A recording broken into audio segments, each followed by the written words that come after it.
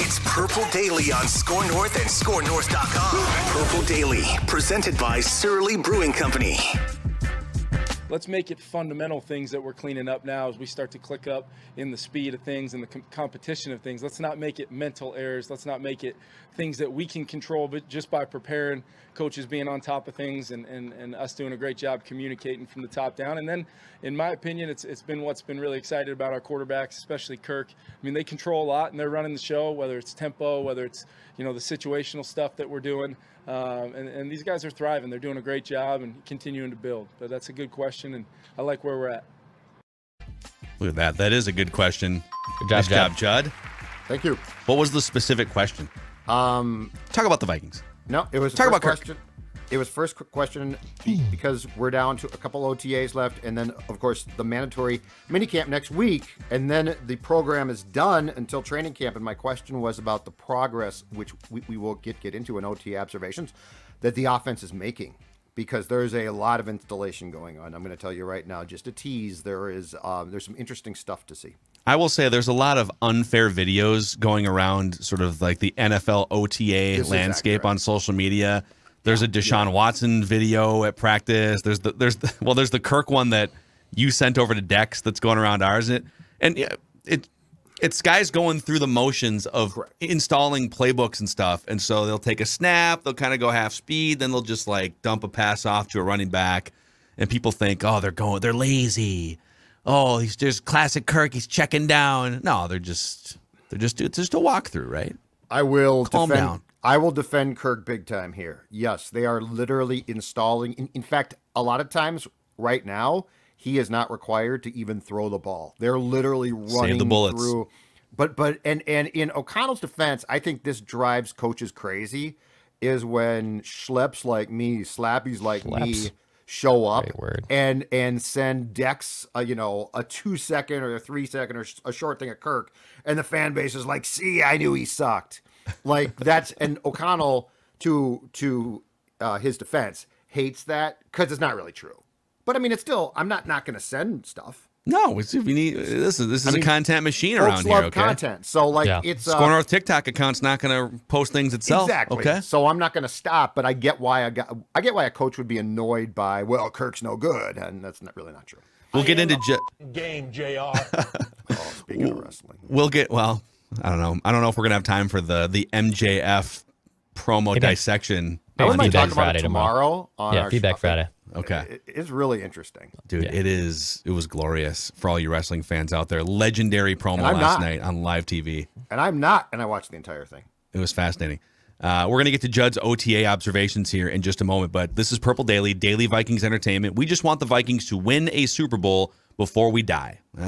If you ever think we're being too critical or too negative on the show, it's tough love. We reject 500 football. We're sick of 9 wins. We just want the Vikings to aspire to win championships. If you could click the subscribe button on the Purple Daily YouTube channel and the like button on this video, if you're watching in that spot, it helps spread the word about this community of awesome Vikings fans that you guys are helping us build here. The show is presented by Surly Brewing Company and TCL. No matter what you watch, TCL has award-winning TVs for any budget, any space, all with stunning picture quality. Plus, TCL makes more than just TVs. They offer mobile products, audio devices, home appliances, and more. TCL, bringing you joy and simplicity through technology at TCL.com. All right, let's get to it. Judd's Vikings OTA observations. Let's fire up the music here. How many observations, and are we counting up or down? We're counting down, and I'm just looking here. 1, 2, 3, 4. I'd say about 5. Okay. It might be 6, but I'd say 5. Okay. I'd say 5. We're counting down, and we're going to start with this. Injury updates. Injury updates. Yes, that's right. Even from OTAs, football's a violent sport, and guys can step wrong in potholes or something. I don't know. Ihmir Smith-Marsette, who I really believe that the Vikings like, and I believe it's going to get a chance and has really good speed. Definitely a guy who's going to compete for a depth wide receiver spot, is in a walking boot on his right leg. O'Connell confirmed that it is not surprisingly, lower leg injury with a walking boot on. Yes, it is, Kevin. And it sounds like he is going to be done for the rest of the off-season workouts. But remember, the Vikings have their 3-day mini camp next Tuesday, Wednesday, and Thursday, and then that's it until training camp. So it's not like a long time, but he is going to be shut down, so he is out. KJ Osborn, who hit, I believe, if I'm not mistaken, winning home run in the Adam Thielen softball game at CHS Field a couple nights ago, has not participated in practice for the last 2 times that we have been there, which was a week ago Tuesday and then on Wednesday. But it sounds like he's probably going to be back for the camp next week.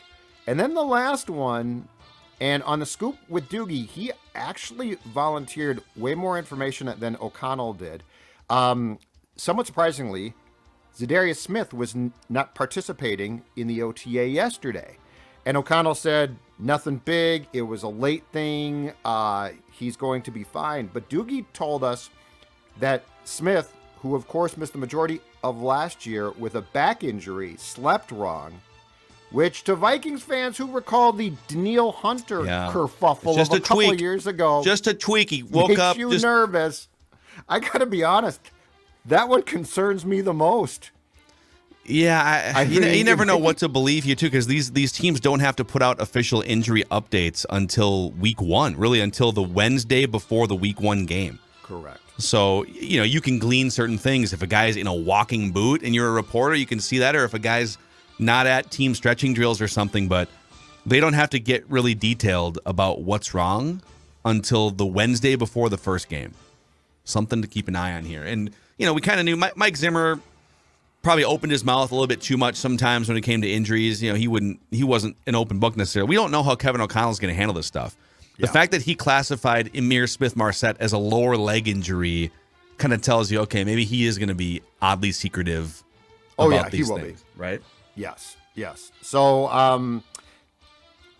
observation number 2 is, I believe that the 2 injuries or the receivers being slowed might explain, at least in part, not fully, but the decision to sign Albert Wilson, the veteran wide receiver who has played previously with the Chiefs, and then he was with whom? Miami, right? The Dolphins last year. So this allows him now to come in and provide some depth. Interesting also that among the depth receivers getting work with the first team on Wednesday, BC Johnson, who we talked about a couple days ago, and there's certainly no guarantee that he is going to make the roster after missing all of 2021 with a knee injury. BC Johnson, though, working in with the ones as well. So this is going to provide, certainly with Smith-Marsette being out next week, some opportunities that probably previously didn't exist for the wide receivers deeper on the depth chart to show their wares to try and make an impression before training camp starts. And then what about any observations on Jalen Naylor, the Michigan State receiver they drafted? Is he mixing in at all with like the 2s or anything, or is it just way too early to? Here's my observation on the OTAs that we've been allowed to attend, which is 3 now. It's this. The rookies right now, and I think it's because of the fact that they are literally trying to install things like on the go. Yeah, the veterans right need the time. Exactly, are not working in, and it's true on both sides. Scene is basically he is second team all the time, and so I think what they are doing, and it's probably wise, is doing exactly what you just said, Phil, which is the veterans need to know this as much as possible. And the problem with the current format is when you're a new coach, like you don't have all of this time. It's not like, yeah, we're going to start and go until July 1st or something, right?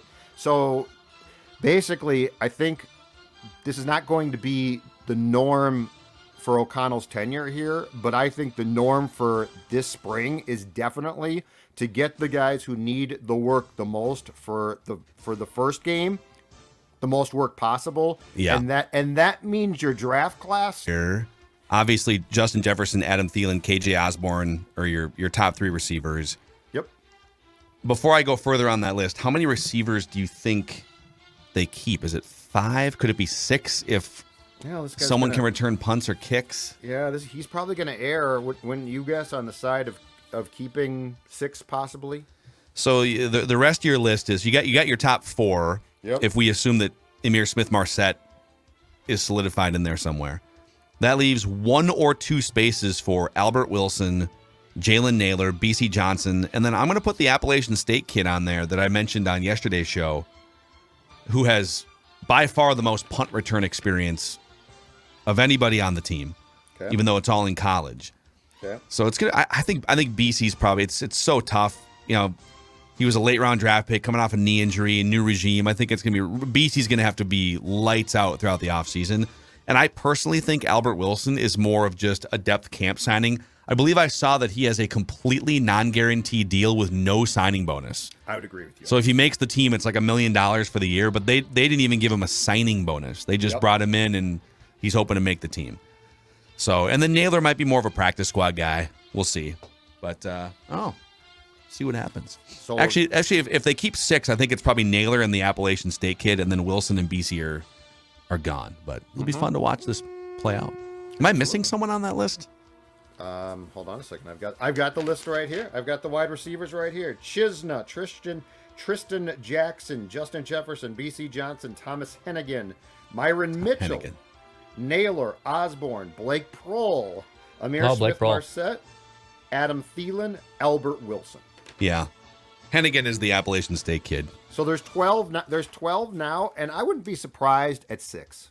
Would you? No, especially if Hennigan's returning punts and he's more of a special teams guy. And then you got the other 5 for depth, and you can mix it. I mean, hell, you're going to go 3 wide almost every play. So, and then, so if a guy goes down, you're going to need more depth. Or are you? Or are you? That's what I brought up a couple days ago.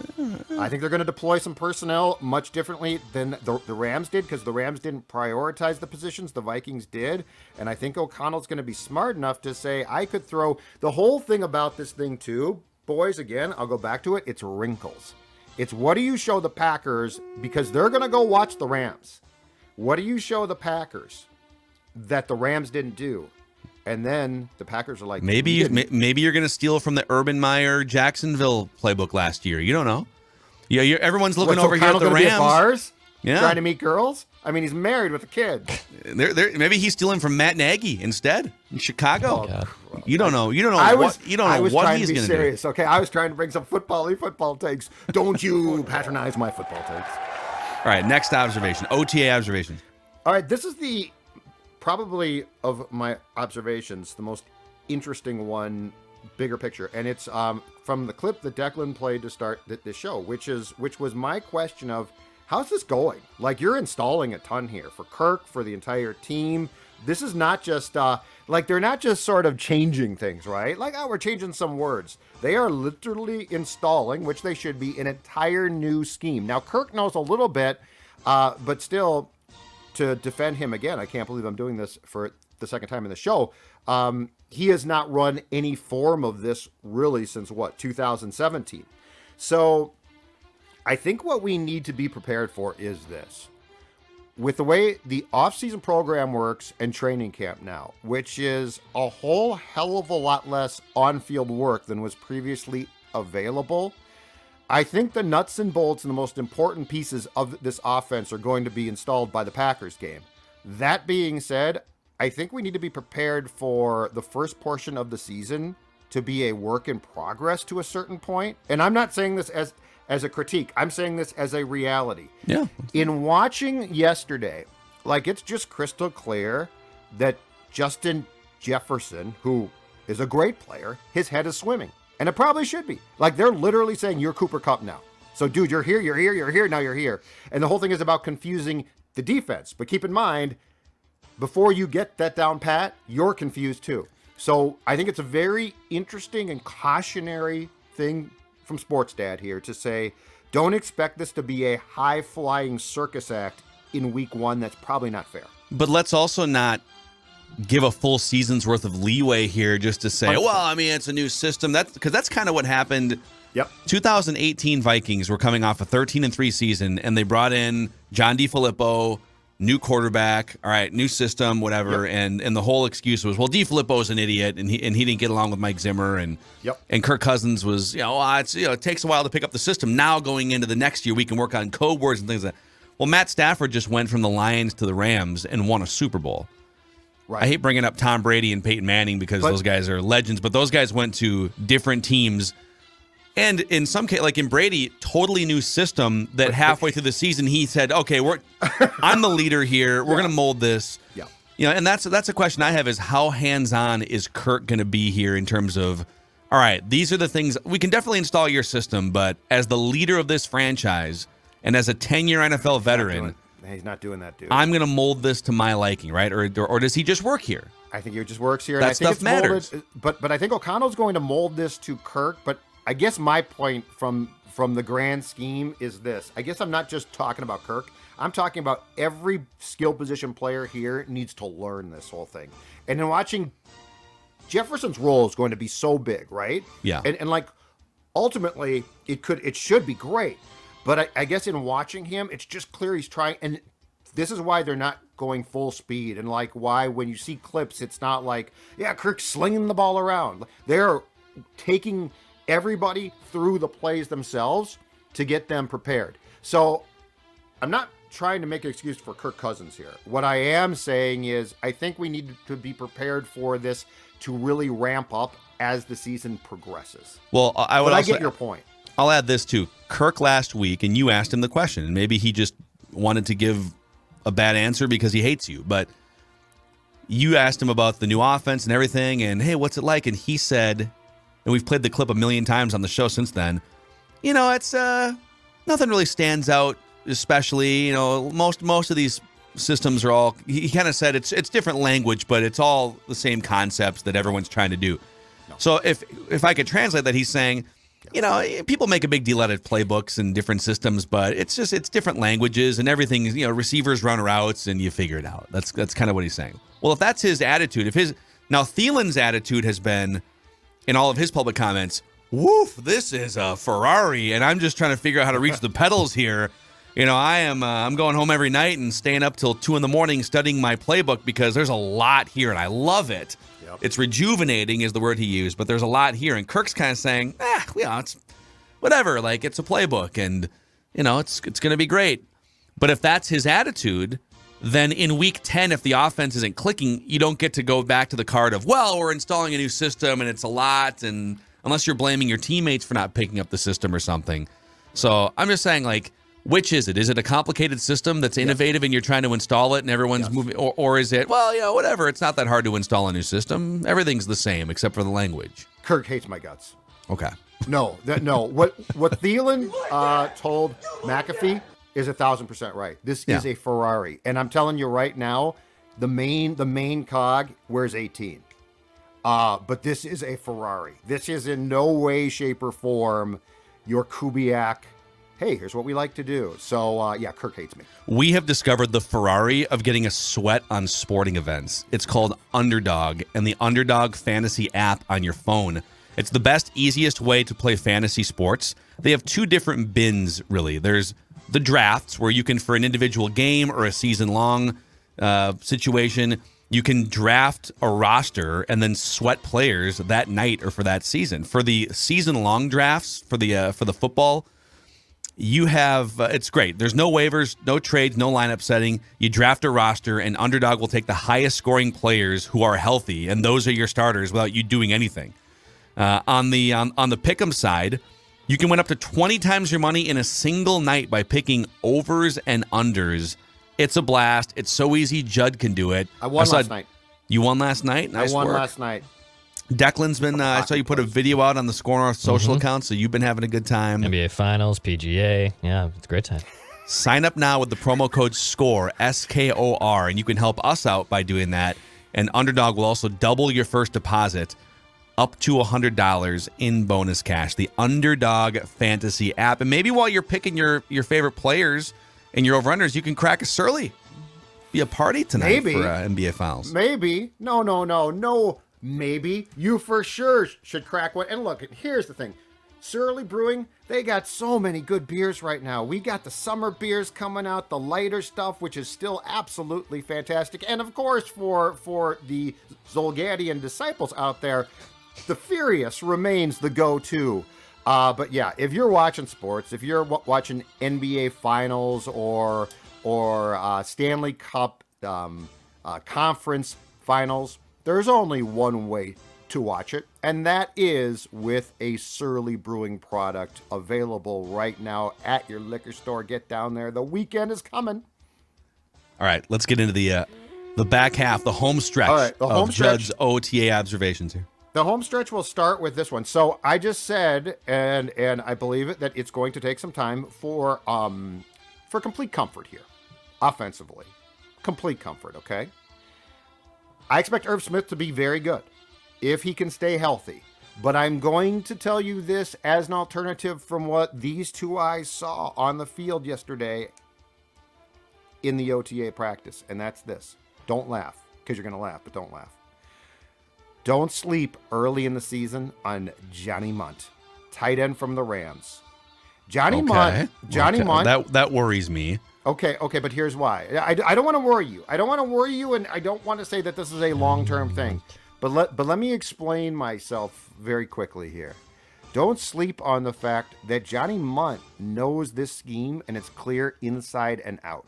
He is going right now at full speed where, and this is not a criticism, again, I want to make it very clear, this is not Vikings hating, but it's very clear that there's lots of guys that are like, their head is swimming, they're trying to learn, right? Johnny Munt's learned this whole thing. Johnny Munt's been in the NFL for 5 years. He's caught 10 passes. I know, but what I'm saying is Johnny Munt is a guy that early in the season could give you a few key catches here and there. I'm not saying he's going to become a star. I'm just saying the fact that he knows the system could be an early season asset. Johnny Munt's senior year at Oregon. These are Johnny Munt facts for you here, except they're real. And it's a great name, by the way. Johnny Munt playing in the Oregon high-octane offensive, right, historically for 25 years. Oregon high-octane passing, right? Yep. His senior season that launched him into the NFL.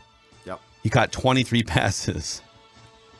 He's not a pass catcher. Yeah, no. He's not supposed to be. I'm just telling you. He's caught 56 passes in his football career, NFL and college included. You guys send me out to observe 9 years. I come back with observations, and you crap on him. Well, is he going to catch passes? Isn't he here to? I'm assuming he's here to block and teach people the system, right? Right, but I'm saying he could. You know and what? chew bubble gum. He's all out of bubble gum. You never know in week 2 who might catch a key pass. I'm not saying he's going to catch a lot. I'm just saying you send me out to observe these things. I'm watching Johnny Munt. He's Jeff Dugan, pretty much, right? Isn't he? He's a modern day Jeff Dugan. Yeah, probably. He's working at full speed though. He sounds like the rat in like an Italian movie, like the guy would sell someone out. Johnny Munt. Yeah. Johnny Munt. Did you hear what Johnny Munt did? Like Johnny it sounds Munt. like he would sell like the protagonists out to the bad guys or Johnny something, Munt. and then he's gonna get whacked. Like, Utah. Let's not forget that great Ohio State quarterback. I'm just telling you right now that I'm seeing him very comfortable. We send Judd out to Vikings practice to empty the notebook, and he brings us Johnny Munt. And I empty the notebook, and I'm not even done yet. I'm not even done yet. All right, so early in the season, if you need a key catch, if you need a guy that knows the exact route progression, Johnny Munt knows that route progression. Love it. And plus, Johnny Munt's got more Super Bowl rings than every Vikings player in the history of Vikings football. So that's true. That's true. Hey, but I'm Johnny Munt. All right. Observation number, is this 4 or 5? I think we're on 5 here. 5, okay. And getting back to what I said before about the fact that they want the veterans to learn scheme, I'm going to go to the defensive side of the football now. And with Harrison Smith back after being out for, I think, a couple of weeks because he and his wife, I believe, had their first child. The safety situation is this right now. The starting safeties, Harrison Smith, obviously, and Cam Bynum. So Lewis Seen at some point in time in training camp, my guess, is going to get a shot. I still think, although I have not seen this a lot, this team is going to use 3 safeties at times, that there's going to be packages. But Bynum, who stepped in Baltimore last year when Smith came down with COVID, tested positive and couldn't play. And Bynum had a really nice game and showed flashes. Cam Bynum is being given the opportunity right now, most definitely, to try and win the other starting safety job.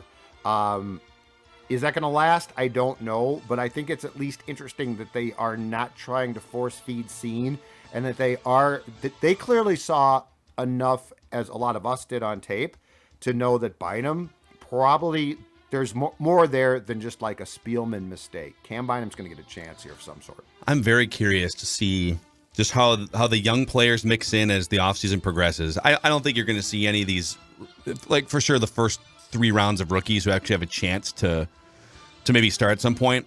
My guess is you won't see that until at least a week or 2 into training camp. Like if Lewis Seen mixes in with the ones, it will not be until the first or second week of training camp. I don't think. Yep.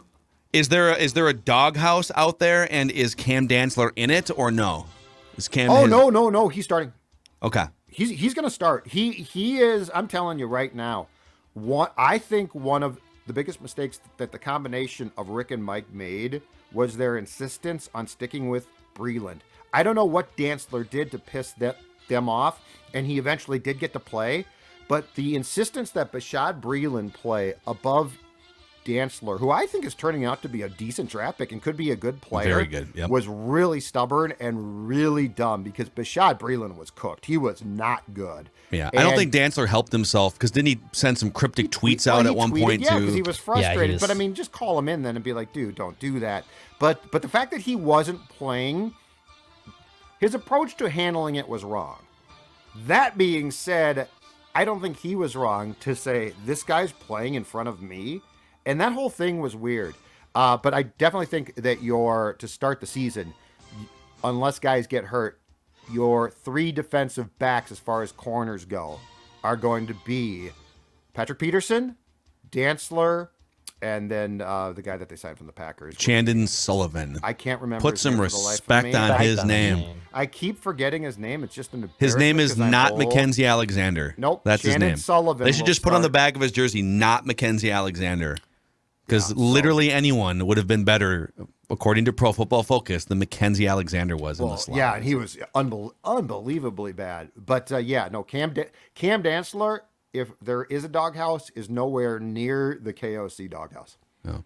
So there they are. Those are Judd's OTA observations here. Johnny Munt. I brought you a Johnny Munt observation. I love it, dude. You're on your A game. No one else in this town's going to bring you a Johnny Munt observation. If you come back and say that Johnny Munt is like the secret weapon and the sauce that's going to be, driving this meal, then I'm going to be a little nervous because he's caught 56 passes in 9 years since his freshman year at Oregon and 5 years in the NFL. So that's just... He can definitely be a conduit, though, I think, to helping guys that might be a little bit confused by what the hell is going on offensively. He speaks the language.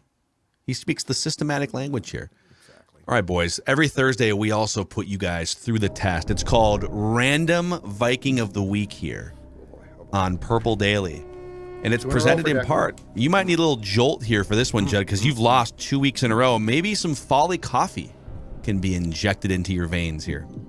That's a fantastic idea. Unfortunately, I have been drinking Folly coffee for the past 2 weeks when I have fallen to defeat, but that's okay because the jolt is this. I want to welcome you, ladies and gentlemen. I want to welcome you to the world of subscription coffee. That's exactly right. How often do we go and look and our coffee's low and we're like, I got to go to the store. I'm going to have to blah, blah, blah. Pain in the ass. With Folly, the coffee will be, as you run low, at your doorstep, a local company with a simple mission of providing you the best coffee available, named the best Minnesota online coffee retailer by Corporate Vision magazine. Fully customizable coffee subscription to match how much coffee you drink and the flavors that you enjoy the most. I'm going to tell you right now, that's good for me because I drink a ton of coffee. Go to follycoffee.com, FOLLY coffee.com. Use the code word SCORE, SKOR, at checkout for 10% off your initial order. Again, subscription coffee. So if you love coffee as much as I do, and this stuff is delicious, it's at your doorstep, whatever you're running. Also, hello to our friends at Federated Mutual Insurance Company, where their corporate culture is grounded in equity, integrity, teamwork, and respect. Those 4 cornerstones create the foundation that supports all interactions and decision-making across the company and outside the company. Federated is all about helping maximize your business through risk management tools and resources, and they believe their value is measured by the success of your business. At Federated Mutual Insurance Company and federatedinsurance.com, it's our business to protect yours. All right, here's how it works. I give out a series of clues. You guys can shout out guesses whenever you want. You get up to 3 incorrect guesses, and then you are eliminated. Although I don't think that's ever actually happened in the 38 random Vikings of the week that we've done. No. You can ask me questions, and I can refuse to answer them because Right. I'm the captain. I'm the captain now. Judd, you have a 25-13 lead over Declan, but Declan has a 2-game winning streak by correctly guessing Latavius Murray and Marquise Gray these last 2 weeks. Judd's previous correct answers were Sage Rosenfels, Archie Manning, and Moeldy Moore. This random Viking of the week originally hails from Aiken, South Carolina. Beautiful town. You been there? No. Okay. Sounds nice. He's just buying time. Don't buy this act. He's No Googling. sandbagging me. This random Viking of the week played college football in the Southeastern Conference, the SEC. Okay. In high school, this random Viking of the week was part of a 4x100 relay team, which won the state title.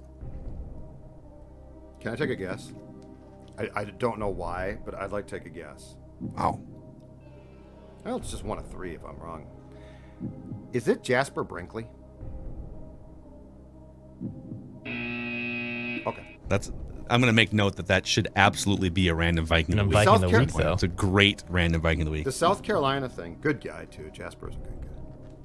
All right. I thought you thought you were going to go in a different direction there. Me too. All right. And maybe that was the direction you should have gone in. I don't even know what you guys are talking about. Maybe that's your next clue. Mm-hmm. I don't know what you guys are talking about, so this is not. Yep. So I was not going in a different direction. As long as it's not Marquise Gray, who I completely forgot about and still wouldn't have got. All right. In college, this random Viking of the week studied broadcast journalism. Hey. He interned and worked at WKRN Channel 2 in Nashville and WSMV Channel 4 in Nashville. Those are the ABC and NBC affiliates. So in college, he was a broadcast journalism student. During his college time, okay. And he interned at those stations in Nashville. All right. He was a Pro Bowler, this random Viking of the week. Is he a Pro Bowler with the Vikings? Ooh, that's Can a you great answer that? question. Let me just verify. I believe so. Hold on. I just refused to answer it if I didn't know the answer. No, I'm going to honor I'm this kidding. question. I'm joking. If No, it's a good question. Judd was asking, I probably wouldn't answer. But since Declan's down 25-13, I'm trying to help you. He's got a 2-game winning streak. Yes, He's doing great. He was a Pro Bowler with the Vikings. This random Viking of the week, I'm going to give you his NFL coaches here. All right. Vince Tobin, Mike Tice, Dave McGinnis, Scott Linehan, Jim Haslett. Oh boy.